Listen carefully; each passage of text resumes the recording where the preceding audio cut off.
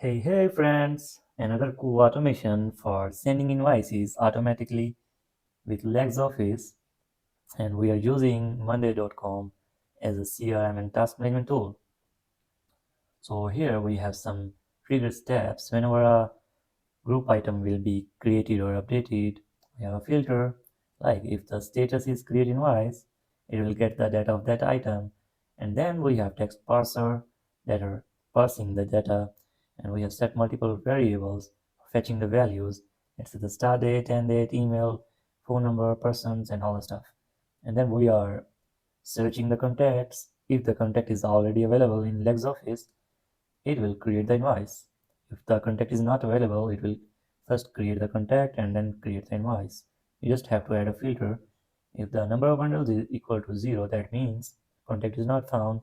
It will create the contact, and if it's greater than 0, then that means there is a contact and we just have to create the invoice. So you can use this automation and automate your invoicing system. Thank you.